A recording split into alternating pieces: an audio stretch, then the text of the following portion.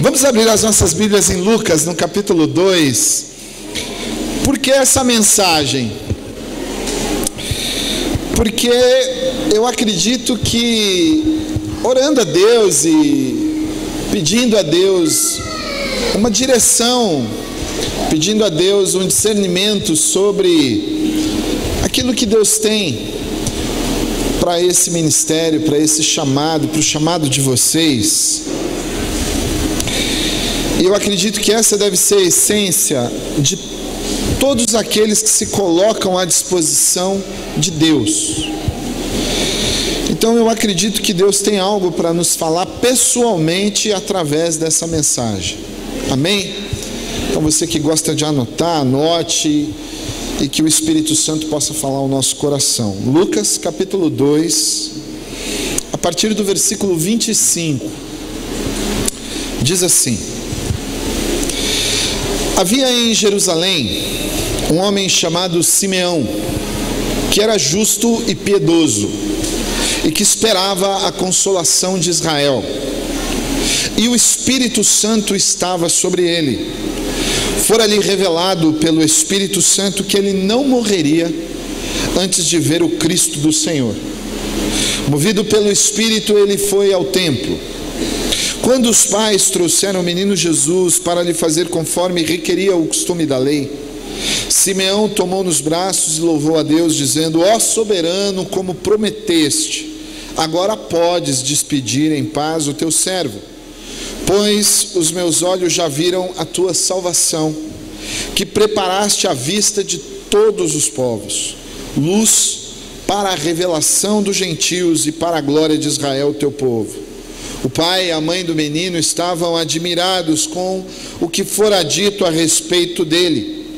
E Simeão o abençoou e disse a Maria, mãe de Jesus: este menino está destinado a causar a queda e o soerguimento de muitos em Israel, e a ser um sinal de contradição, de modo que o pensamento de muitos corações será revelado.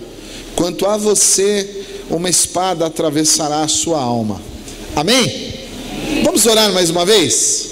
Feche os seus olhos, curva a sua cabeça. Pai, obrigado, Senhor, pelo privilégio de estarmos aqui reunidos diante da tua palavra, da palavra criadora, da palavra que estabeleceu, Senhor, os fundamentos do universo. Senhor, obrigado, Pai amado e querido, pelo privilégio também que tenho de trazer esta mensagem, mas que não seja eu falando, mas o teu Espírito falando em nosso coração.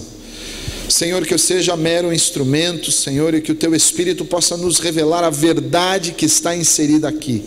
Abre os nossos olhos espirituais e nos encaminha como igreja do Senhor na terra, Senhor, para a honra e glória do teu nome. É o que nós oramos e te pedimos em nome de Jesus. Amém. Amém.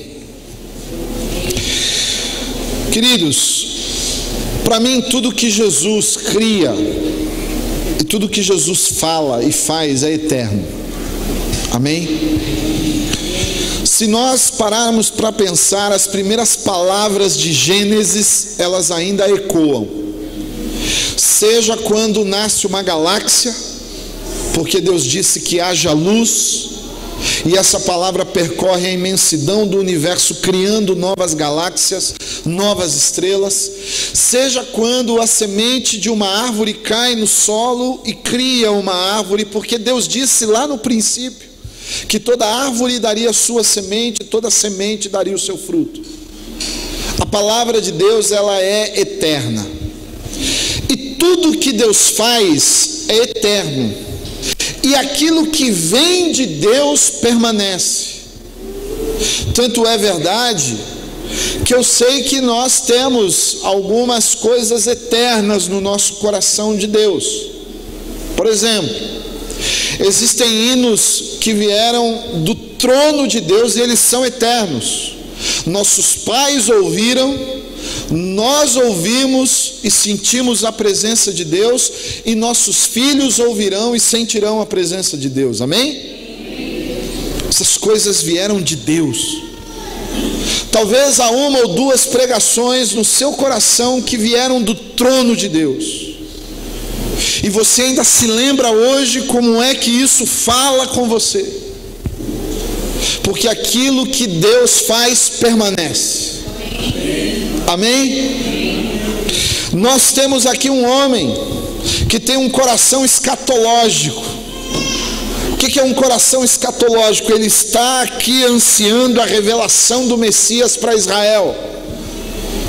Essa época, Israel está muito parecido com o Brasil. A turma olhava e falava: não tem jeito, está tudo dominado aqui, a corrupção tomou conta, não há absolutamente nada. Mas esse camarada aqui, ele tinha um coração escatológico. Sabe o que ele estava esperando? Um rei chegar, um rei dominar sobre Israel. Ele não estava esperando uma criança, um bebê. Mas a Bíblia diz que o Espírito Santo estava nele e com ele. Ele não era apenas um homem que tinha um coração escatológico, ele tinha uma promessa dentro dele. Porque, queridos, ter uma promessa é melhor do que ter uma visão. Hoje eu vejo muita gente correndo atrás de visão. Aí eu falo assim: ok, mas qual é a sua promessa? Não sei, pastor, eu estou na visão. Mas visão do quê, irmão? Sem promessa não adianta estar em visão nenhuma, porque Deus se move pelas suas promessas. Visão é metodologia, visão é estruturação, mas não é a visão que nos leva a um lugar, é a promessa de Deus. É a promessa, é a força da promessa que faz a gente alcançar o que Deus tem para a nossa vida. Esse homem tinha uma promessa no coração dele, mas ele já era coroa, ele já era velhinho, ele já era um ancião de dias, mas ele estava crendo aqui na promessa. Ele estava debaixo do governo de Herodes, mas ele estava crendo na promessa. Ele estava numa circunstância espiritual horrível. Deus não falava mais com Israel. O único profeta verdadeiro de Deus era João Batista, que cá entre nós, a pregação do cara era sempre a mesma, não tinha nada de novo. Mas nesse contexto, esse camarada aqui tem uma visão, e tem uma promessa, e obviamente ele é um profeta, porque ele trazia em si essa revelação. Ele disse: eu não morrerei antes de ver o Messias. E ele acreditava nessa promessa. Então ele não estava ali para acariciar o ego de ninguém, ele estava ali para viver a promessa que Deus havia trazido sobre a vida dele. E aí, um dia ele está no templo. E chegou um casal no templo. Chega um casal com uma criancinha de colo.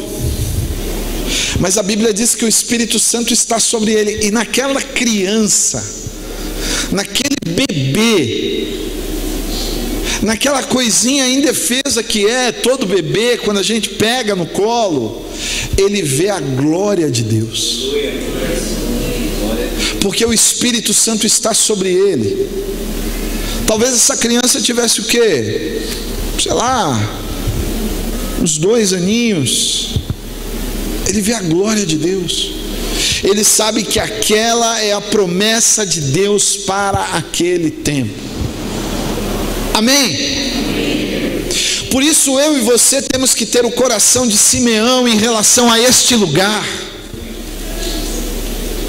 Talvez este lugar seja a promessa de Deus para este tempo. Mas eu quero me ater com você aqui o fato de que somente a verdade de Deus revela os corações.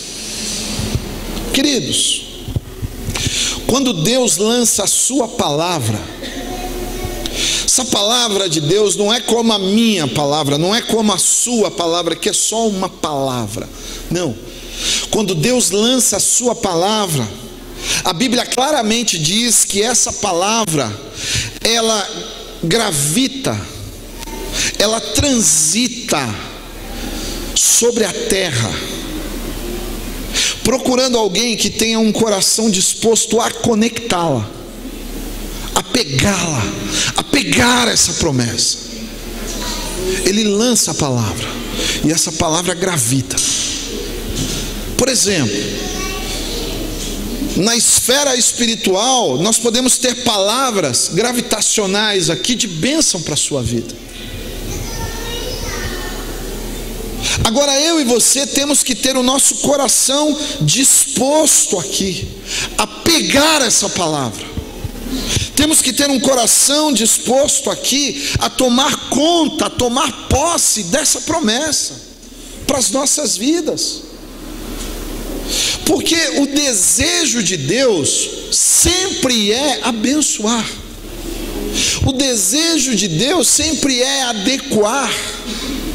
Esse é o ponto. Então nós precisamos, como Simeão, ter uma expectativa em nosso coração. Esse homem ia todos os dias com uma santa expectativa para aquele lugar. Ele sabia que um dia ou outro ele ia receber, ele ia pegar nas mãos a promessa dele. Mas por que vem sobre nós um abatimento? Por que vem sobre nós um desânimo? Por que de vez em quando a gente se pega, querendo desistir, querendo parar? Porque muitas vezes nós estamos voltados sempre a olhar a realidade do que os nossos olhos veem. Acontece que o que os nossos olhos veem é muito pouco, alcança muito pouco. E muitas vezes está baseado apenas em conceitos de aparência. E geralmente quando nós olhamos para a aparência, nós erramos. Não importa o quanto do Espírito Santo você tem, se você perceber e olhar e focar só na aparência, você vai errar. Samuel errou. E Samuel era um homem cheio do Espírito. Ele não podia ver em Davi alguma coisa. Outros erraram. Nós erramos. Mas o Simeão aqui não, ele estava com esse desejo no coração dele, essa sede.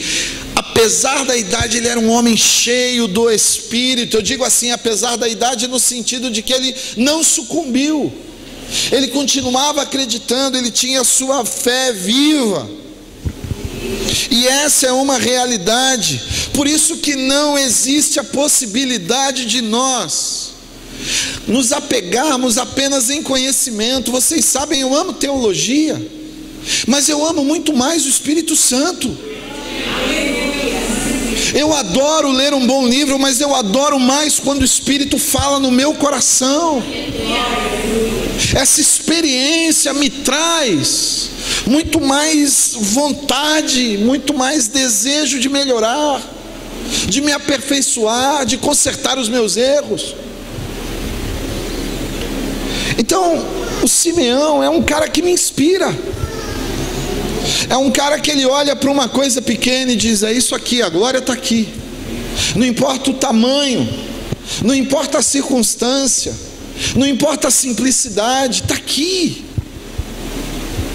Talvez a glória de Deus na sua vida estejam em coisas pequenas que vão se tornar grandes. A Bíblia diz que Deus não despreza um pequeno começo. Então, eu tenho alguns conselhos do Simeão. Na verdade, 3 conselhos. E eu acredito que se nós não nos desviarmos desses conselhos do Simeão, a gente vai fazer 1, 2, 3, 4, 10, 15, 20, 30 anos, até a volta de Jesus, sem perder a perspectiva correta de continuarmos acreditando na promessa. Amém? Vocês venceram o desafio do primeiro ano, que vocês vençam o desafio dos 10 primeiros anos, que vocês vençam outros desafios, mas sempre entendendo a realidade a partir do que o Espírito Santo nos mostra. Então qual que é a primeira coisa que eu aprendo com o Simeão? Que só há uma motivação para nós irmos ao templo. Só há uma motivação para nós irmos à igreja. Leia comigo, se você fechou a sua Bíblia, Lucas 2, vai lá, versículo 27. Essa é a única motivação pela qual eu e você devemos ir à igreja. A Bíblia diz assim: e Simeão, movido por quem? Pelo Espírito, ele foi ao templo. Essa é a motivação. Quem aqui, como eu, para você não ficar constrangido, porque eu também já vivi isso, não quis vir para a igreja e veio mesmo assim? Não hoje, um dia qualquer. Pastor é direto. Vocês conhecem aquela piada, né? Diz que o cara estava deitado, aí a mulher falou: bem, vamos para a igreja. Não, não vou, vamos para a igreja, bem, está na hora, vamos, acorda. Não, eu não quero. Bem, acorda. Ele falou assim: me dá 3 bons motivos para eu ir naquela igreja hoje. Falou: ó, primeiro, é domingo. Segundo, nós somos crentes. E terceiro, você é o pastor. Levanta, vai, vamos.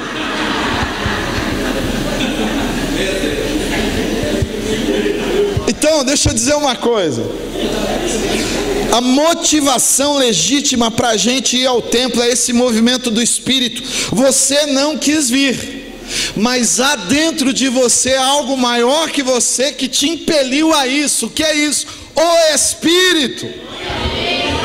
Ele diz assim: eu quero abençoar você, eu quero trazer sobre você algo bom hoje. Vamos lá. Esse é o ponto.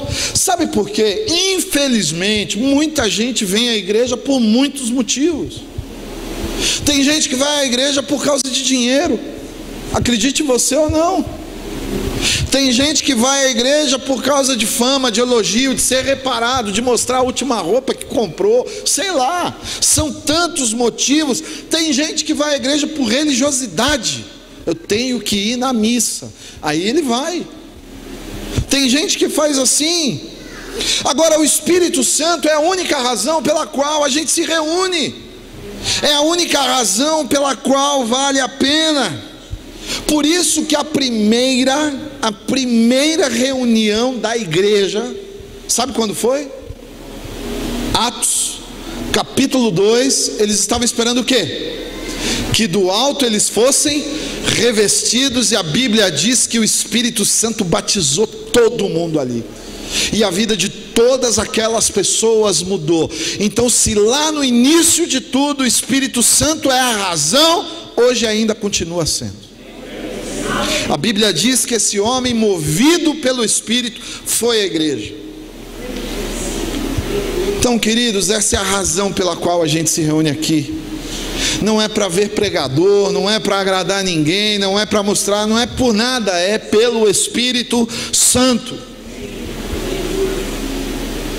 Isso é maravilhoso, porque o Espírito vem, nos convence, usa os irmãos, até aquele que você não gosta direito, usa. Eu nunca me esqueço de um irmão que era uma mala, eu não gostava dele nem a pau. É bom que aqui a gente já confessa os pecados, já prega, confessa pecado, faz tudo. Aí eu não gostava do cara, né? Aí, todo final de culto o cara vinha: ô pastor, me abraçar. Eu já era pastor, você vê que a gente peca pior ainda, né? Aí eu falava: Senhor, em nome de Jesus, esse cara é muito mala, pô. Por que ele faz isso comigo? Ele está me provocando. Qualquer hora eu vou perder a estribeira.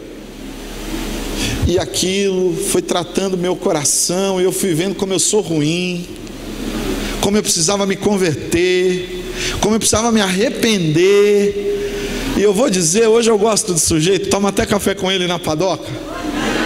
É bênção, o Espírito faz a obra, mas a razão pela qual a gente se reúne é o Espírito Santo. Amém? Amém. Então, queridos, essa é a primeira coisa. Nunca perca do seu coração esse desejo de vir à igreja, porque você é movido pelo Espírito. Segunda coisa que Simeão nos ensina: Não permita que o silêncio profético ao seu redor impeça o seu mover profético. Eu vou explicar.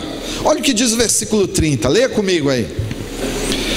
Pois os meus olhos já viram a tua salvação. Quando você, antigamente, as Bíblias de hoje não, mas as Bíblias mais antigas, quando você saía de Malaquias para Mateus, tinha uma folha em branco. As mais antigas tinham 4 folhas em branco. Por quê? Porque há um silêncio, há um hiato profético de 400 anos. Deus falou em Malaquias, e você sabe, quer ver? Vai lá em Malaquias, você que é bom de Bíblia aí, acha Malaquias aí, tá fácil. Vai lá em Mateus, aí você volta. Deus encerrou o assunto em Malaquias, encerrou o assunto em Malaquias. É muito curioso. Tanto é que a última palavra aí de Malaquias é um encerramento. Deus encerrou o assunto, não é? Qual que é a última palavra aí? Maldição, ó. Acabou, é só maldição agora. 400 anos. Deixa eu ver como é que termina o Antigo Testamento, hein? Por isso que, só um adendozinho, a gente tem que tomar cuidado com essa coisa de judaizar a igreja. Tomar muito cuidado. Porque o Antigo Testamento é uma bênção, mas ele termina com maldição, não termina com bênção. Você vai pegar a última palavra do Novo Testamento, é graça, é alegria, é bênção, porque Jesus é maior que todas essas coisas. Aí Deus fica 400 anos sem falar nada. Aparece João Batista no deserto pregando arrependimento. Só que o arrependimento de João tinha que batizar todo dia. Todo dia. Você ia lá, se batizava, depois no outro dia tinha que se batizar de novo. Todo dia tinha que se batizar.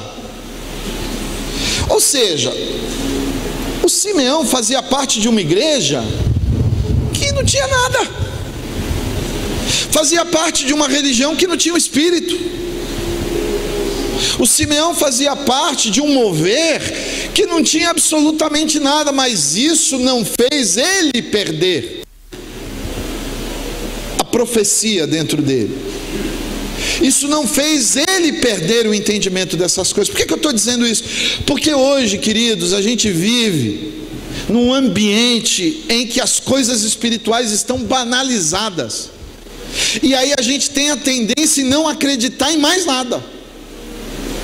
Qualquer pessoa que vem e profetiza, qualquer pessoa que vem e traz uma profecia, uma revelação, a gente tem a tendência de endurecer o coração e falar, não, que agora não é assim, qualquer um agora profetiza. Calma, a gente não pode andar dessa maneira. Então não permita que esse silêncio que está por aí, não permita que essa situação que se encontra em muitos lugares endureça o seu coração.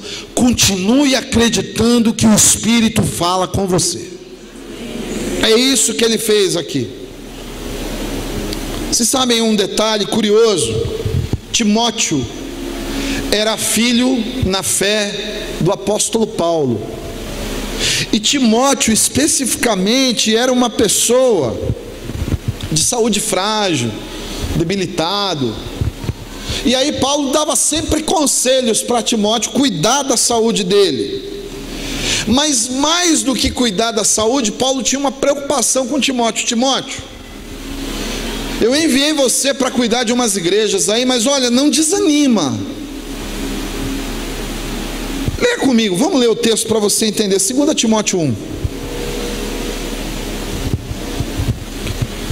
Olha só o que Paulo fala para Timóteo. 2 Timóteo capítulo 1, versículo 5. Vocês estão comigo, amém? Amém. 2 Timóteo 1, 5.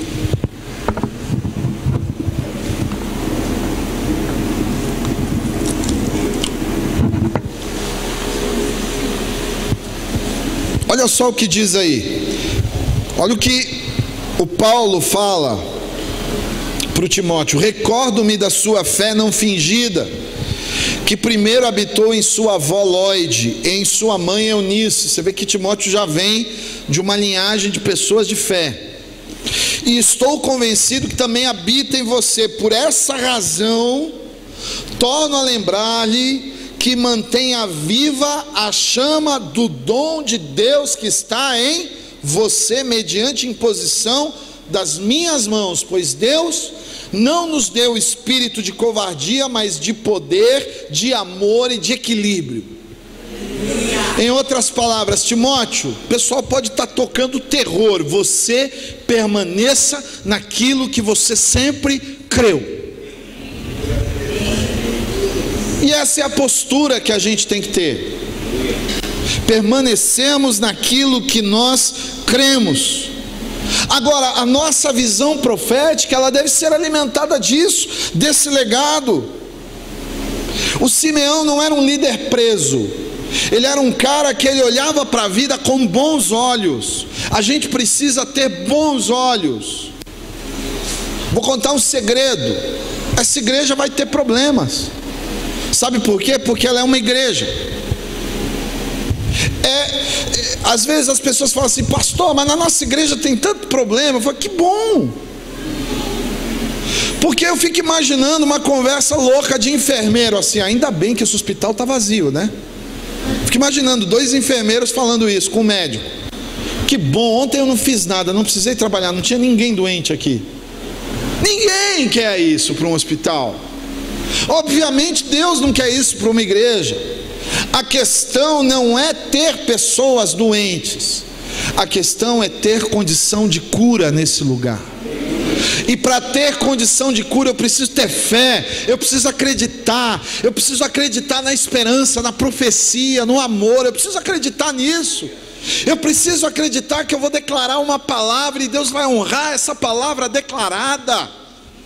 Eu preciso acreditar no poder da oração. Não é porque as pessoas não oram mais que a oração não funciona. Isso é uma realidade. Esses dias um pastor amigo veio da Nigéria, conheceu um ministério muito grande lá de cura, e aí ele voltou impressionado e ao mesmo tempo mal, porque ele falava assim: eu vi tanta cura lá, eu vi gente sendo curada de câncer, eu vi gente sendo curada de paralisia, eu vi gente sendo curada de muitas doenças, de úlcera e tal, e aqui no Brasil não acontece. Eu falei: peraí, você está errando a sua avaliação. Não, eu vi lá Deus usando aquele homem. Eu falei: meu irmão, presta atenção. O que você mais viu na Nigéria? Quantos hospitais você viu? Não vi nenhum. Quantos postos de saúde você viu? Não, eu não vi nenhum. Quanto esgoto a céu aberto você viu? Eu vi muitos. Quanta miséria você viu? Muita coisa. Meu irmão, Deus tem que usar aquele homem, porque aqui Deus usa homens, mas também Deus usa hospitais, Deus usa médicos, Deus usa enfermeiros e Deus usa remédio. Porque se há cura, qualquer cura, ela vem primeiramente de Deus. Não importa se é através de uma oração, se é através de um médico, se é através de um remédio. A partir do momento que há cura, essa cura vem de Deus. O nosso problema é que nós acreditamos que Deus é evangélico, Ele vai usar só a igreja para curar. Não, Deus usa tudo, meu irmão. Tudo que Ele puder usar, Ele vai usar. Então a gente precisa tomar cuidado. Tem muita gente querendo desanimar a gente. Profetizou, cuidado, hein?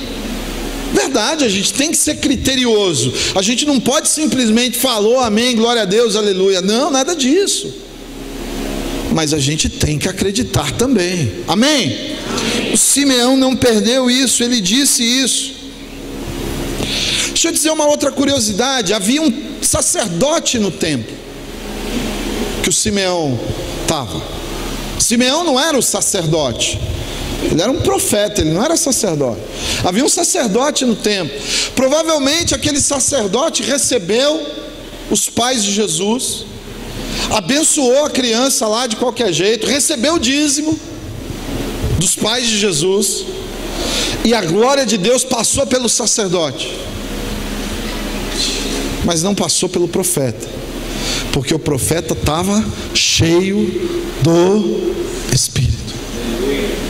É por isso que eu acredito que tem gente que sai do culto e fala assim: meu Deus, que culto maravilhoso, hoje Deus falou comigo. E o outro sai assim: nossa, que igreja gelada, meu Deus do céu, que culto ruim. O pessoal estava sem o Espírito.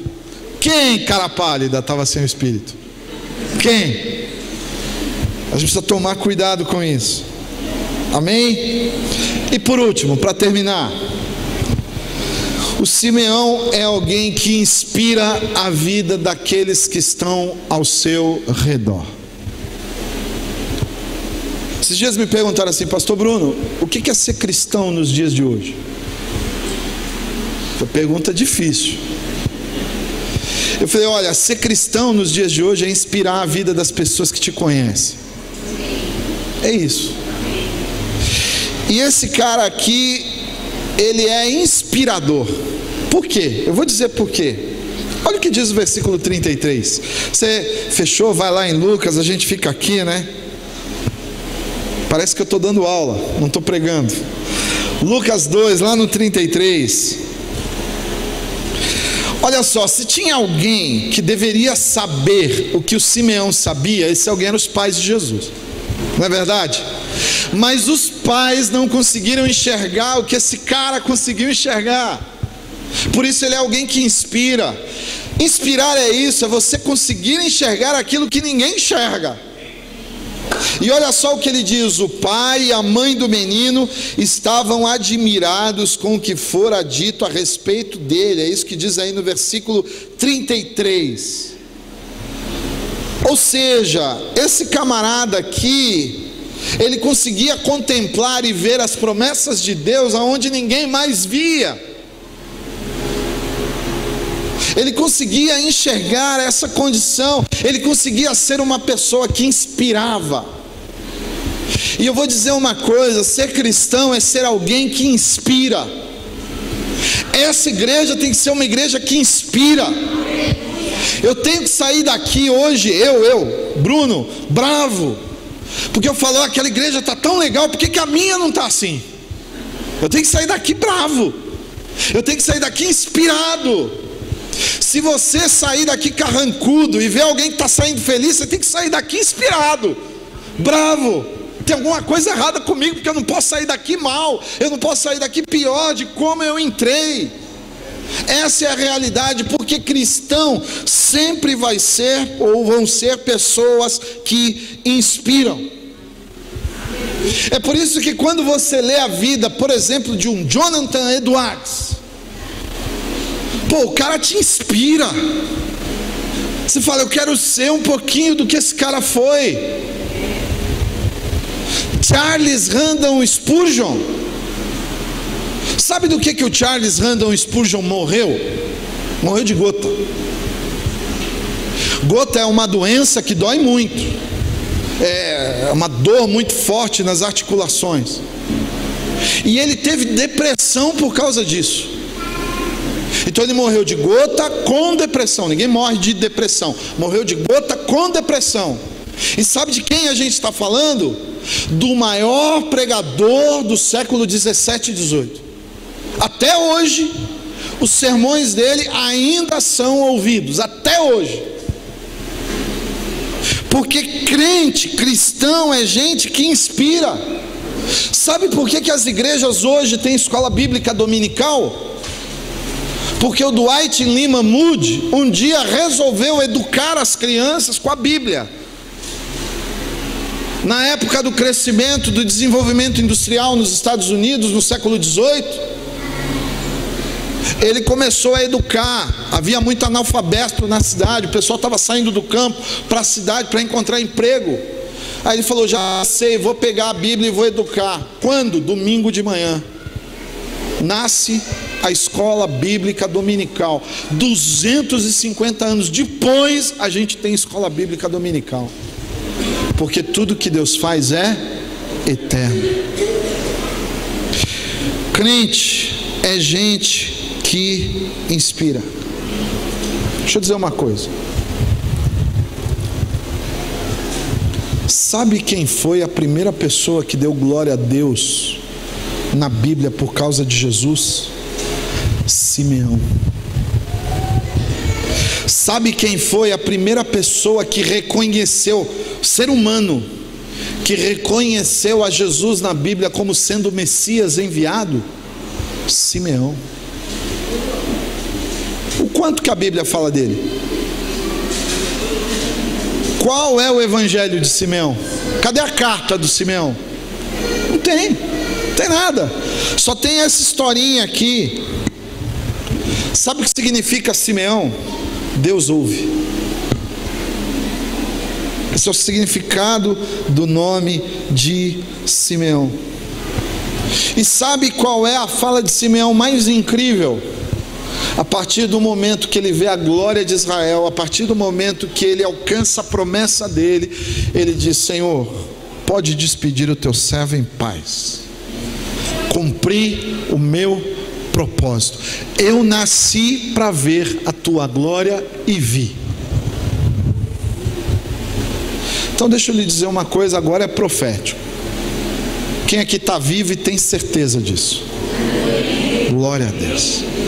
Se você está vivo e tem certeza disso, saiba que a promessa de Deus ainda está aí.